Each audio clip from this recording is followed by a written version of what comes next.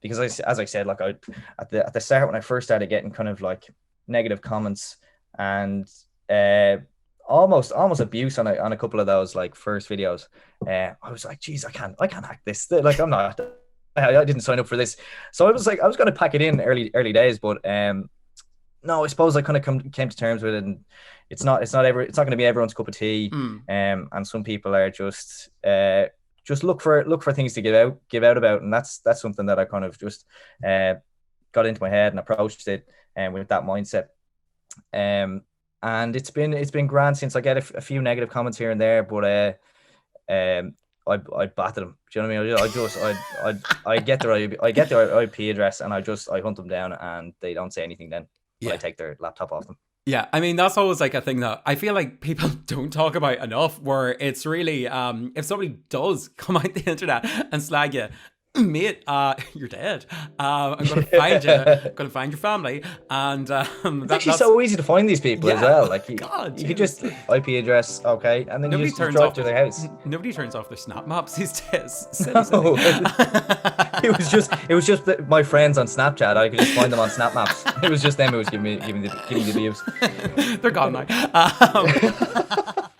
Hello and welcome back to another episode of Finnterviews. I'm your host Connor Finn, and this is a show where I get to chat to the most interesting people I know.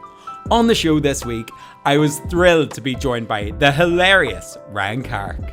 Ryan is a Dublin-based sketch comedian, content creator, and bona fide young fella who's taken the Irish comedy scene by storm over the last year with his hilarious online content. We chatted all about Ryan's journey into comedy and sketches, the horrific jobs that have inspired his hilarious online personas, talking about Feck Taxi on the national broadcaster, and his future goals post-lockdown. Oh, this was honestly one of my probably most candid chats that I've ever had. I instantly forgot that I was supposed to be doing an interview when I jumped on the call with Ryan. He's just one of those guys that you just feel like you can be mates with him straight away, and he's just so lovely and so funny. So hopefully you guys are really going to enjoy this episode. But without further ado, please enjoy this latest episode of Finnterviews with the brilliant Ryan Carrick. Well, welcome back to another episode of Finnterviews. On the show this week, I am delighted to welcome on the brilliant Ryan Carrick. How's it going, Ryan? How are you, Connor? What's the story? Thanks No. a million for having me on. I'm delighted to be here in my bedroom. God, I just tried to be professional there for a hot second, and I couldn't even get through like or welcome you into the fucking podcast. Ryan Carrick. It sounded a little bit professional. The laugh was professional enough. Yeah, yeah. Nobody needed to know. Their eyes are really just stuck my foot in it there, but fuck it. No, honestly, welcome. Welcome onto the podcast. How's everything going for yourself? Before we start getting deep dive into what's everything Ryan Carrick, how's everything going on? I mean, we're here being committed podcasters, sweating it out, 18 degrees. I mean, what more do you want? What more do you want, really? Well, listen, we've sacrificed a lot today. It's 18 degrees out there. The sun is splitting the stones, and we've committed to creating content, and I think that's it in a nutshell. That you have to give up a lot to put content out there, and that's what we're doing here. I could be out in that sweltering heat at the moment, but I've decided to be here with you to give back to the fans. Exactly. That's it. Charity work at the end of the day. Absolutely. Yeah, I mean, taking yourself out. You did really say that, like, I mean, the only reason that you agreed to this is because it was for me. I know that, like, you say, like, you go on some other podcasts every now and then, and it's kind of like a bit like, oh, like, I suppose I'll do this. Like, it might be for some publicity. But for me, you've really nothing else to gain. So, like, I really appreciate that I'm that your sole purpose for you coming on here. Honestly, it's humbling. It's humbling somehow. Yeah. Well, I'm glad to be here. Thank you so much for reaching out and having me onto the Finnterviews. I'm glad to be one of the Finnterviews. Yeah, absolutely. Do you know what I mean? I had to do some other interviews before I got to you. Do you know what I mean? Yeah, get like the scum. Work your way up. Work your way up. Obviously, yeah. You couldn't go straight to the top dog, of course. Exactly. Do you know what I mean? Some other ones had, some low line fruit I had to get first, like so. Working your way up the ladder. Yeah, I get that. I get that. Exactly. But I suppose first and foremost, Ryan, for the people that don't know you, rude, who are they? For all of the people, I think you're the only person who does know me. Yeah, I'm your like one subscriber. Like, but I suppose like maybe tell us a little bit about yourself, like where you're from, and like maybe about your background, like what you're known for, I guess. Yeah, well, I'm from North Dublin, the Navan Road, and grew up there. Went to school in Cabra, uh, and I suppose I'm known in certain circles as a, I don't know, for want of a better word, as a content creator, or a, I don't know, a sketch maker. I think my bios on my various social medias say that I'm a bona fide young fella and online sketch comedian, which is which I was lost for what to say in that. So I suppose, yeah, I make stupid videos and I post them online, and that's the extent of it. And that has been the case for the last maybe year and a half, kind of the guts of 2 years, which has been great crack, and I love doing it. And I'm looking forward to kind of taking it further, and hopefully make a living out of it at some stage. Creating in general. Yeah, That's yeah. the dream. I suppose like that's where like I initially, got like introduced to yourself, like from just I mean, as you said, like different circles, creatives. I know. No, like it was For like peers. yeah, exactly. Critics. No, like I suppose it was even like over the last year, like you have honestly just like blown up, I suppose, just so similar to like so many other creators, like within this whole fucking lockdown shit and whatever like this. Like, I mean, it's been like terrible, but like people like yourself, like myself, we've just really taken it hard. Jeez. Don't worry, you can completely include yourself in the same category. I'm honored to be anywhere near your circle, Yeah. if that makes sense. Rand, stop. Rand, stop. You won't get paid for this either way. Stop talking about my circle. This isn't just state, all right? I've got no commissions. Okay. It's actually it's a legal obligation for me to sing the Just Eat song at the end of this podcast, just so you know, just so if you want to throw that in there. That's fair enough. That I usually slander them anyways, so like, thank God. Hopefully, I'll get Deliver paid. all the way. Yeah.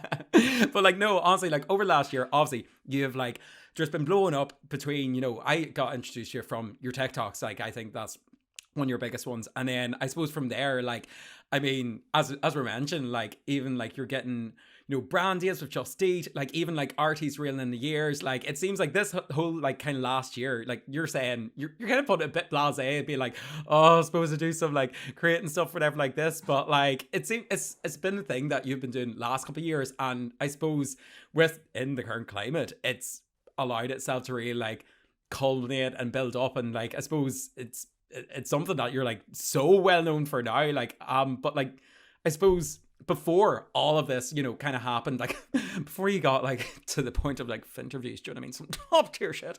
Like when did you first get into this whole kind of like comedy and sketches thing? Like, was it something that you'd always kind of like gravitated towards and like had like a passion for, or like did you ever like potentially have like another path in mind? Because I mean, correct me if I'm wrong here, but like, were you were doing journalism, wasn't it, in DCU? Yeah, exactly. Yeah. So like from a very young age, I just had an innate feeling um that I wanted to get to like a level of notoriety that I would be invited onto Finnterviews with Connor Finn. Yeah. And I suppose no, I suppose like a few years back, I hadn't a clue what I wanted to do. Even leaving school in 2016, I did well enough in my leaving cert. So I had a few options, but because I didn't know what I wanted to do, I chose business for no good reason. Just because sure, I can get a job anywhere with a business degree. And I decided to go to Maynooth because my friends were going to Maynooth. So I had it all wrong back then, basically. And I lasted a few months in doing business in Maynooth and just hated it. So I dropped out and I decided to do journalism at DCU, which was one of the best decisions of my life. I all throughout school, I had wanted to do journalism or something media related, Yeah. and just as I got to kind of fifth and sixth year, I just bottled it, and I was like, there's no jobs there, and yeah, I just bottled, and that's when I decided to do business, which was just a mistake. And anyway, fast forward, did the journalism degree, loved it, and I suppose that kind of opened up. If like I gained skills like video editing, video production, that sort of stuff, and um, I think I was in second year of that course, and I started kind of making videos. I was working in a mace in a you know in a shop, and I started doing stupid kind of sketches with my friends in work and just posting them on my Snapchat stories. And that was my friends on Snapchat were the only people who could see those. But I used to get good feedback even from my friends on Snapchat. And then this is like these were stupid puns, like spilling milk on the floor and then saying like, why are you crying over spilled milk? Like the stupidest puns, and people were like, this is gold, man, this is hilarious. And I was like, yeah, it actually is.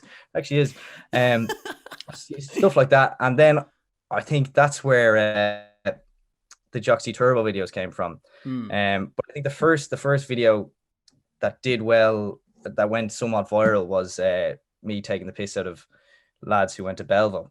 I don't know if you're familiar with those. So like the joke was that these lads overused the phrase, "Oh, that is so fair. That is so fair, lad." And I don't know how I exhausted that joke completely, because I made like 4 videos out of it, and that was the only gag. But I think, yeah, once a couple of those went viral, I was like, this actually seems like a bit of crack. And there's people beyond my Snapchat friends that like my videos. Now don't get me wrong, I got a bit of abuse for those videos as well. There was kind of a mix between people who were probably offended by them and people who thought I was being serious in the videos. So that was kind of tough to take at the start. I was kind of getting criticism and stuff, which I just wasn't familiar with at all, because I was so perfect prior to that. And but And yeah, humble. that was kind of, yeah, exactly. Modesty, that's probably my biggest quality. But yeah, absolutely, that was the first time I kind of like toyed with the idea of maybe pursuing something like this, you know. Yeah, yeah. And I suppose I mean, like as you said, like it. I mean, God, you've really been tracking. I mean, back in the Snapchat days, Jesus. But no, like I suppose that's like one of the things. Like it's like you've obviously built up from this, and like even like the quality of your stuff. Like I mean, that joke went right over my head, like, but like I still find it like kind of funny. But like school people and all. No, I'm joking. Like I'm cultured. But like no, like even like your the production of your stuff, like as you said, I think you can see like so many other like people like in this kind of Irish sketch comedy scene, like you can see like these different like areas that like everybody has to kind of start off with this kind of like, oh, don't know if I'm funny, and especially with in the fucking like Irish climate, where anybody that tries to be funny, somebody's been like, oh, wanker, or like wind your neck and be Yeah, like, I yeah. feel like it's such a hurdle to get over that like initial, like even me like fucking being like, oh, I'm gonna do a podcast or whatever like this. Family group chats, literally people start like slagging and being like hashtag influencer or whatever like this, and I'm like, I literally do nothing. Like I'm doing this for myself, you dickhead. Like, but again, like it's one of those things that I suppose It's great to have some support at home, isn't it? Yeah. yeah. I was talking about not being cancelled yet. I realized I've just been cancelled years ago. I've just been riding it through. I mean, I've already went over that hurdle. But like it's with everybody else, I suppose like different people that I've chatted to before, like Sean Burke or Michael Fry, like everybody like always kind of starts out like similarly, being like, oh, just I thought it was gonna come out if we joke here, whatever like this. But it's really played to your benefit, and I suppose like, you know what I mean. It's hasn't been the worst case scenario. Like like like you know. I do. I completely know. See, that's the thing. I think the first time you put yourself out there in any capacity, like even as you said, like suggesting that you were gonna do a podcast, and even like getting a bit of stick off your family and stuff, like there's It's more but even branches, to be beyond honest. yeah. And then beyond that, people are gonna, I feel like might genuinely think like, geez, what's this eat it up to like making videos and thinking he's funny, and what's this fella up to putting out a podcast, stuff like that. But it's just there's more good than bad, in terms of the response. Because as I said, like at the start when I first started getting kind of like negative comments and almost abuse on a couple of those like first videos, I was like, geez, I can't hack this. Like I'm not. I didn't sign up for this, so I was like, I was going to pack it in early days, but no, I suppose I kind of came to terms with it, and it's not going to be everyone's cup of tea. And some people are just look for things to give out about, and that's something that I kind of just got into my head and approached it with that mindset. And it's been grand since. I get a few negative comments here and there, but I batted them. Do you know what I mean? I get their IP address, and I hunt them down, and they don't say anything then. But I take their laptop off them. Yeah, I mean, that's always like a thing that I feel like people don't talk about enough, where it's really, if somebody does come out the internet and slag you, mate, you're dead. I'm going to find you. I'm going to find your family. And it's actually so easy to find these people as well. Like you could just IP address, okay, and then you just drive to their house. Nobody turns off their snap maps these days. No. it was just my friends on Snapchat. I could just find them on snap maps. It was just them who was giving me the views. They're gone now. But I suppose as well, like, I mean, you can tell even like from, obviously your kind of humor and stuff like this, like there's obviously a bit of quick wit, like even the kind of like you go from like sometimes like different characters and stuff like this, I suppose, but like is there like any kind of major inspiration behind your kind of humor and content? Like is there anyone or like anything that like particularly influenced you and like whenever you started making this comedy, or it's just all natural? Is just all right? It just comes straight to my head. I don't know what it is. It's just no. I've loads of inspiration and idols and stuff. But I have to say, like working in a shop, I actually did take a lot of inspiration from the different characters that came into the shop, and I think that's where a good few of my first sort of TikToks and stuff came from. And then obviously like the Joxy Turbo videos, that was a lad who worked in a shop, and that was he said things to customers that I would be obviously too afraid to say, but I kind of wanted to, and that's where that came from. And then like in terms of other people doing similar things, like Tony Cantwell, probably my biggest in terms of like a model of how to go from internet comedy to doing tours and stuff and stand-up gigs. He's a good one to look at, and I remember like watching his like from his most popular Meanwhile at Clongowes video. Like it's still like stands up today. It's hilarious, and from that I was kind of, that was for the first time I kind of got stuck into like internet comedy and stuff. Yeah. And then more recently, I suppose you have Michael Fry and Sean Burke, who are geniuses, and Michael Fry has even released an album on Spotify, which became available today. So like they're doing something right, and they're lads. Like I remember even like a couple of years ago seeing Michael Fry's radio sketches, and thinking they were the funniest things ever. And I've done a couple of them myself, kind of. So like that, taking inspiration from those lads, and that my peers, as Tony would call them. So yeah, like definitely like from different situations in my life, and I'm working in a coffee shop at the moment, and I feel like the wheels of my brain are kind of turning the same way that they did, and you always have characters coming in, and it's easy to take inspiration from them. And then people who are doing the kind of who have paved the way for future internet comedians, like myself, Yeah, I suppose like that was kind of leading me on to like my next question as well. Like I always kind of ask everybody, no matter kind of what graft or what route they've kind of gone down, like the kind of jobs that they, did before this, that, or maybe the way my dad kind of tries to phrase this, he calls them character building jobs. In other words, I mean, Mm. fucking child labor. We were in strawberry fields when we were about like 6 to like 10 Yeah, or something. yeah, Like I yeah. thought, I thought it was a privilege when I got to work in Domino's, and I was like, wait, you get paid for being inside? This is crazy. This is Madness. crazy. Yeah, yeah, yeah. Are you But sure I don't have to make this pizza outdoors? Are you sure? yeah, come on, guys. Like I'll do it. Like if you need to, if you do it, I'd whatever. actually feel more comfortable if I was outdoors. I'm just, Yeah. Ooh, sorry, it's too hot. It's too hot. But yeah, like I feel like you especially like.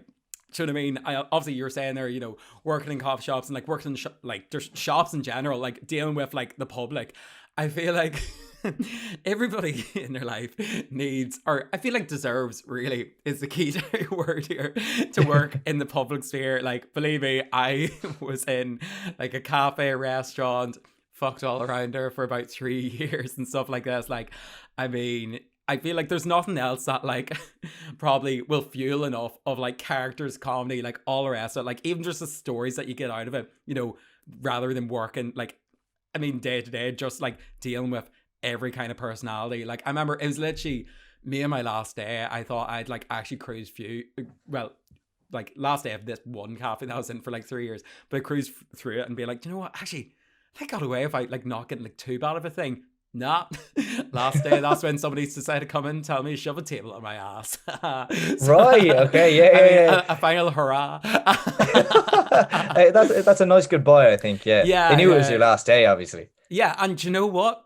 I served everything that I could, and then I got it right up there. Oh How god. big was the table? Oh, like four What is top. it, one leg at a time, or do you just go like tabletop, like just straight up? You see, it was a round one, so like it was kind of like yeah, Ah, yeah, yeah, yeah. So it's okay. yeah, it wasn't too bad at all actually. It turns out. What? Just Where was this now? Where? So so. so I know what tables not to use.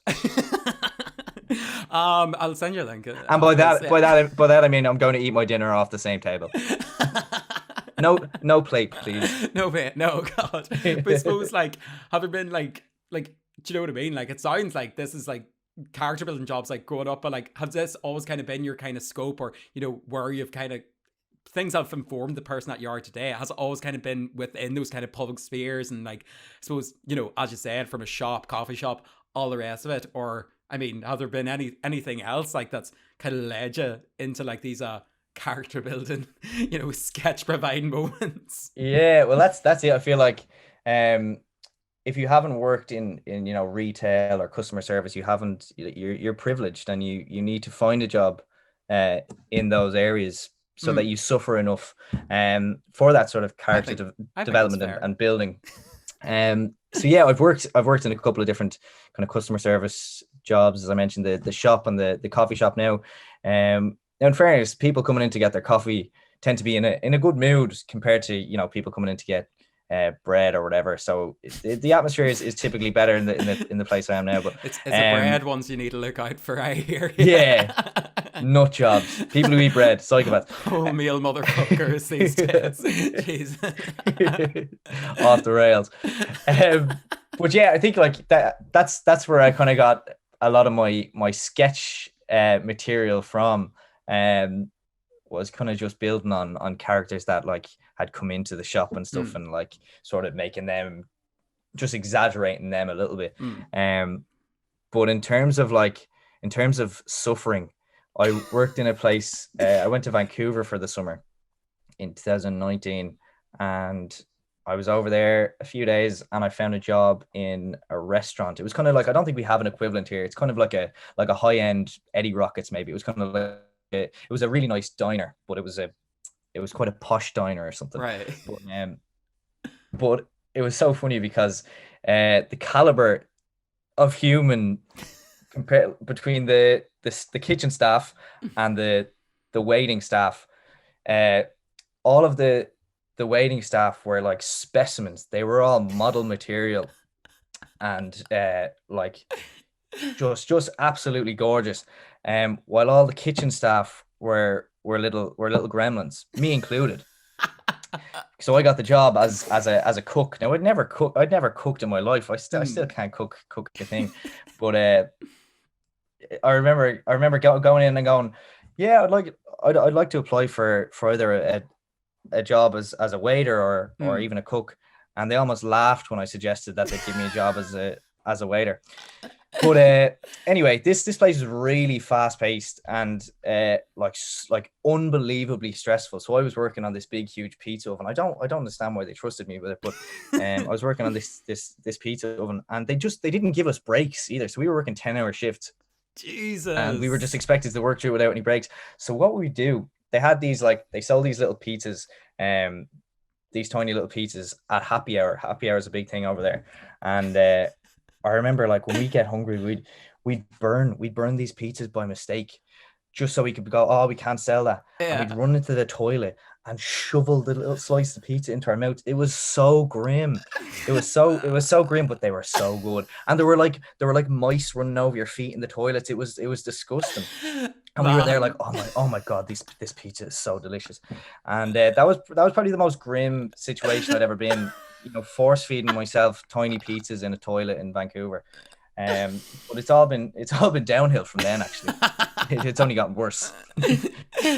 Oh, you're preaching to the choir here. Honestly, like I feel like people don't realize the amount of stuff that like like it was exactly even Dublin. It was like, I mean, may as well have been like, I think I got like a 15-minute break. By the way, when I started, this was like when I was 16. Do you know how much 16 like minimum wage was when I was 16? 3.79. I used to work pint per hour. Like Jesus. like, but it was actually the exact same. Like, you had to like huddle and be like, "Oh no, we're up like something else, or whatever, like this," and then you're just like crying in the back, like, at least they're Is that feeding me. Yeah, exactly. You're getting free food out of it. Why are you Yeah, complaining? I mean, and then as well, like I mean, I suppose we didn't really have any like models per se, but like, I, I didn't get, somebody probably said it about me when I was working in there. Like, Yeah. I don't know, like, that's Yeah, well, that's I just think a my lot of people understanding. a lot of people came in and were kind of surprised that I was working in the kitchen as opposed to as a waiter. They'd say that to me. They'd say, "You should be out front of house, man. You are so sexy." I remember, Yeah, like, one person said to me, but yeah, I was so surprised that maybe they just realized that I was going to be a really good cook and they needed me on the pizza oven. I don't know, I but feel like that's it. I don't think people were turning up there for the food, man. Like really. no. Oh Jesus! But like no, like I don't even know where to go from that. Like that just sounds like the grimmest fucking thing in the world. Yeah, that was nice to reminisce on there. Yeah, Take me lovely. back, take me back. It was a good trip. And I suppose, like, I mean, from that there, like, I suppose that, like, everything that you've done, especially, sitting, trying to, like, cry, like, pizza into your mouth and stuff like this, Hmm. because, like, the rats running around you. I mean, like, those are some top tier moments, like, but I suppose, like, have there been throughout everything that you've been doing so far, and, like, as I said, from going from Peterborough in Toronto to man on the internet. It's a that it's not really an upgrade, is it? Eating pizzas with rats running over your No, feet no, in I'm keeping you toilets. going. Come on now, like, but like, genuinely, like, have there been any, like, I suppose, major, like, from you started with this as well, like the comedy and stuff like this? I mean, like, any major kind of standout moments that have came from creating these sketches? I suppose you never probably like thought could have like happened before. Like, I know, like, just as I had mentioned earlier, like, getting on RT and stuff like this. Like, I suppose it's kind of adding like real credentials or Yeah, credibility to kind of the absolutely. stuff that you're doing. And I mean, hopefully building up a ladder like where where you'll never have to go back into that kind of pizza sphere. God knows I'm never going back, so like, I mean, I'm we're just trying just to make money to save up to go back over to work in that place again. Yeah, I yeah, I thought we were getting like survivor guilt or something doing this, like, oh, should we really yeah. be like making funny things? Oh. I suppose I'd say in terms of standout moments, just as you said, like, I've just been like completely winging it since day one, like, from making those Snapchat videos and Mm, then eventually working up the courage to post them, like a couple of them on Twitter and Instagram and stuff. At the time, I had no idea it would become anyway serious. You know what I mean? Like, if I could get a thousand likes on a video, that's the dream. That's gas that many people found something funny that I did. But yeah, when when I got a shout about being on an RTE show, like that was like just so beyond what I'd expected this to turn out to be. Mm. And like, it just eat reaching out to say, will you make a video for us? And like, yeah, it gives me a bit of credibility when these sort of groups reach out and stuff. Mm. And yeah, being on it, I remember being on the Real and the Fears set and being like, this is gas. Like, there's Deering Garrahy, and I'm doing like an episode of something with her, and Yeah. um like genuine like actors and stuff. And being on it like a proper production was so cool. So I think that was probably like the standout moment. And then um because of the year that's in it, it's been tough kind of to I suppose link up with other people. But I did a video with Sean Burke and Killian Sunderman at one stage, and that was really good crack. So people like these people who I'm actually like obsessed with online, Yeah. and then actually meeting them and making a video with them, that was like such a class experience.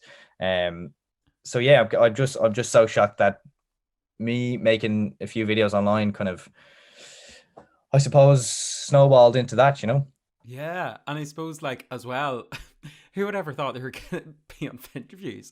Honestly, that's like And as I say, so that snowballed into that, and then yep, eventually, yep, because of all those things, I got the opportunity to be on Finnterviews, which is just fantastic. crazy, to me.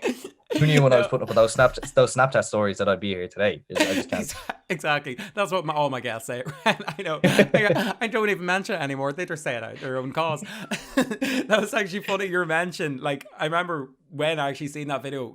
I'd say coming out with like Sean Burke and Killian Sunderman. Like I think I was like because I'm actually living just in the Lower Country here, and it was my first time going along that canal walk, and I didn't realize until later on that was used filming. I was like, "Who the fuck's going around in like Dublin jersey?"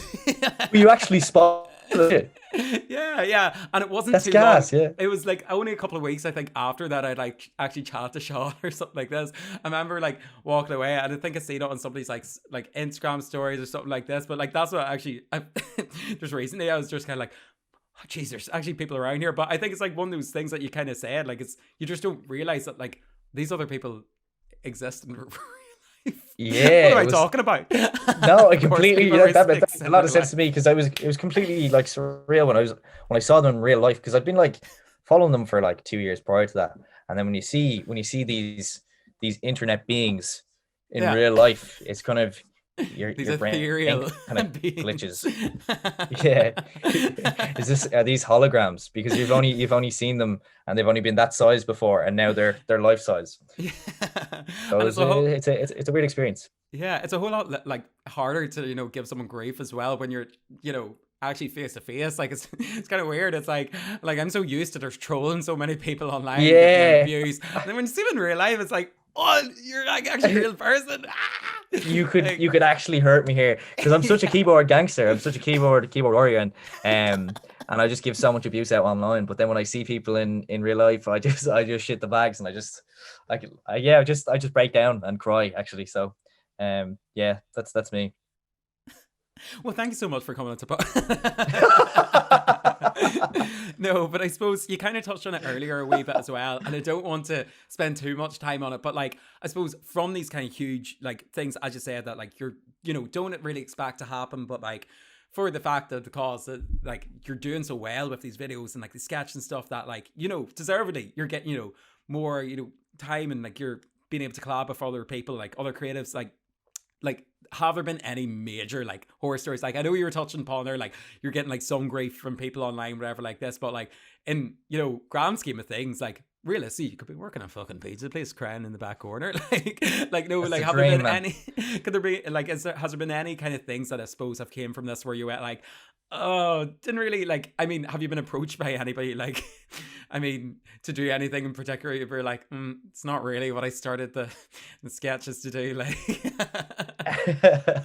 Do you know what? I suppose I haven't. I've been lucky in that regard. Hmm. Because I haven't experienced anything sort of beyond the worst. The worst thing, I suppose, was kind of the abuse at the start. That Hmm. that is like when I look back on it now, I'm just like I'm so grand about it, and it's just part and parcel of putting content out there. Yeah. There's gonna be criticism when it breaks past a certain like um proximity to you. You're gonna have people being like, what the fuck is, yeah. So I think that is kind of the worst thing that I've experienced that comes Mm. with that comes with this thus far. But I suppose just a funny story I have. I was doing a bit of filming with RTE on the just gonna name drop the Deering project, and I remember that I just had a line. I had a line that involved the word fake tax disc, and I remember Rolls like off it the was like a tongue. monologue part. So I was shitting myself. Like this, as I said, I was just winging it. And to be filmed on a proper camera, I didn't know what I was doing. So my line basically was like, if you're looking for fake tax discs, call whatever. And then I look down the camera and I go, if you're looking for fake taxi,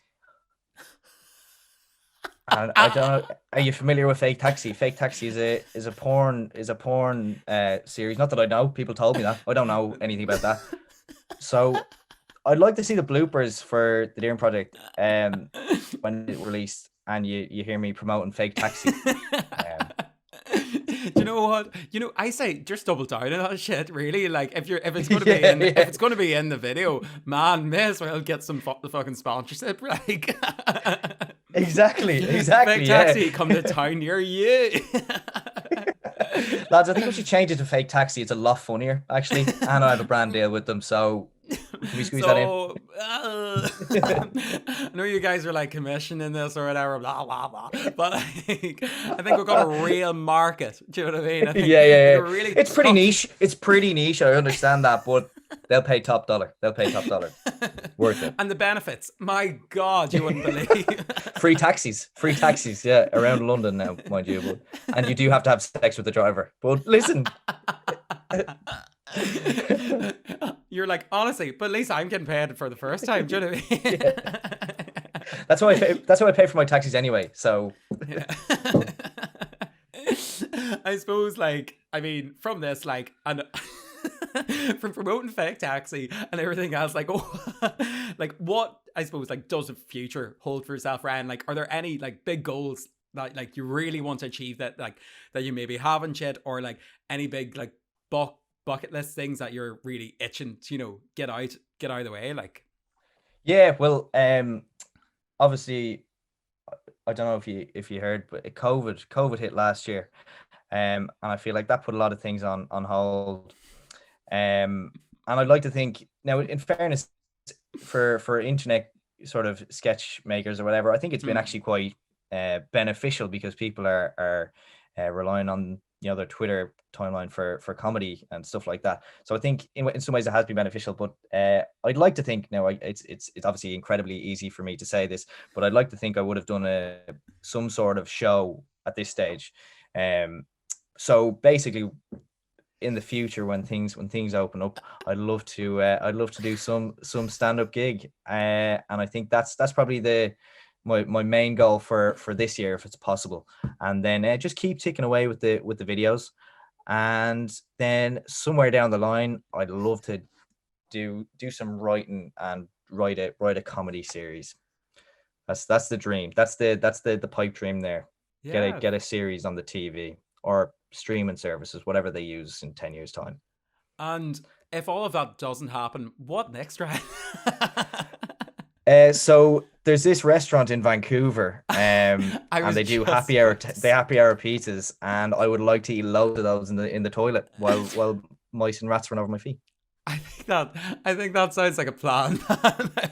Yeah, probably slightly more realistic, to be honest. Yeah, I was gonna say no, absolutely. Like, I You were think, gonna yeah, say. it's absolutely what I was gonna say. No, like, I suppose that's it. Like, as well, like, I mean, from like, man, you're grungy journalist. I mean, you're funny, man. You're making these videos. The world's your oyster. Do you know what I mean? And speaking of which, I mean, just before we end, really, as well, like, I did actually put out, because big name on campus, being yourself, I thought I'd reach out to my own Twitter followers, all 4 of them, and kind of ask, like, what if there was any kind of questions, any kind of real need to know things that they wanted to really find out from you, Ryan. So if you wouldn't mind, bollocks. I've got some questions here. Okay, right. I have to head off there. Actually, I think. Ryan, it'll take 2 seconds. Okay, so Fire away. Okay, This is so a tell-all. This is a tell-all this is interview. kind of a Tell-all tell-all. interview. Like, do you know what I mean? Like, we already know where you're going with all the rest of it. This is more of just like a little like side hustle kind of thing. But like, Let's cut this shit and get down to brass tacks. so how much money? No, okay. So we only actually got funny enough, one person got in contact, but I have a feeling you might actually know him. Ex-colleague of mine, funny enough, Mikey Walsh, if that rings a bell. He was asking Ryan Carrick, how are you so sexy?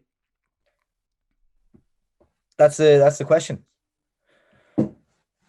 That's Okay. Well, there's a couple of different factors here. I worked in a restaurant in Vancouver, and I had so many happy hour pizzas that I just got this look.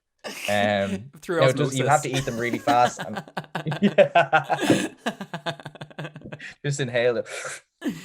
No, this is a two-parter Is question, that- I suppose. If that really didn't, Okay, go for it. if that wasn't fulfilled, like, and I suppose they were kind of asking, how are you so sexy, and like, will you start an OnlyFans and let Mr. Mikey Walsh be your only subscriber? If he's willing to pay enough, I will happily make an OnlyFans, and really exclusive OnlyFans just for him. But I actually don't really think it would be fair to just sort of exclusively give him access. So, I think if the demand is there from the public, it's something that I would be absolutely open to, because I need to book flights back to Vancouver. So yeah, there's a bit of logistics in terms of, I completely understand you. I was actually presuming that you might know Mikey, because I'm pretty sure he did like journalism in DCU, but I think that there's completely over. I think he was the year ahead of me. I think he was the year ahead of me. Yeah. Because he mentioned me. Yeah. I know Mikey. These questions, and I was like, this is so funny. He's just gonna get this straight away. And then whenever it was like that, like answering straight away, I was like, oh, fucked it. Oh god. I'm really pissed it up. Gonna have to edit this out now.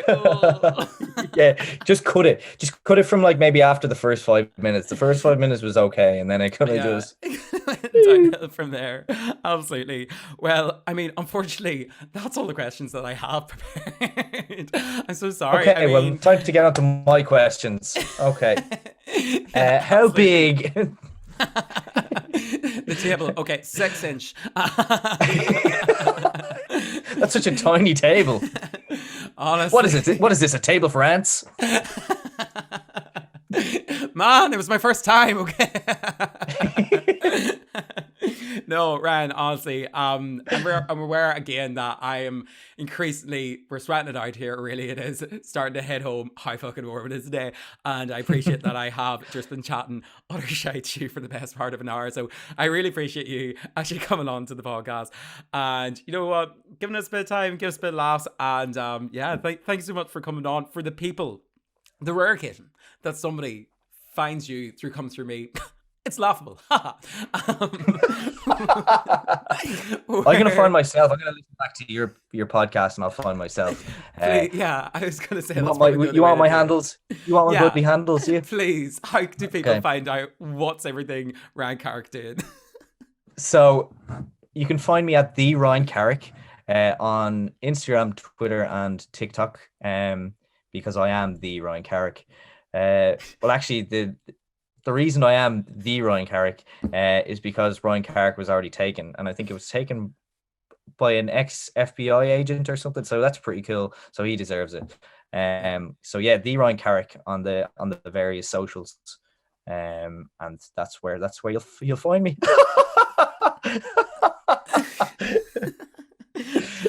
When you need to reach the word count in your essay.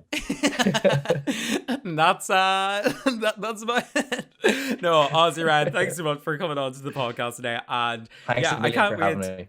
I can't wait to see where you come from here. And I mean, next stand-up show, I mean, I'm just presuming I've already got like a ticket or whatever like that. That's usually how these things kind of work, all right? But Yeah, it should be in the post there next few days anyway. So if you want to just check that, yeah, definitely. Okay, see ya. Thanks so much on here. Have a good one, Henry. All right, chat you later. Thank you so much for tuning in to another episode of Finnterviews. Do remember to give us a like, comment, share, subscribe, and a 5-star rating on whatever listening platform you're on. All of that stuff really does help. And if you'd like to get in touch and let me know who you would like to hear next on the podcast, you can find me on socials. I'm on everything now at the moment. You just type in Finnterviews or Finnterviews podcast online and you find me somewhere. And yeah, let me know who you would like to hear me chat to next. Until next time, honestly, thank you so much for listening again, and I'll chat to you later. Bye.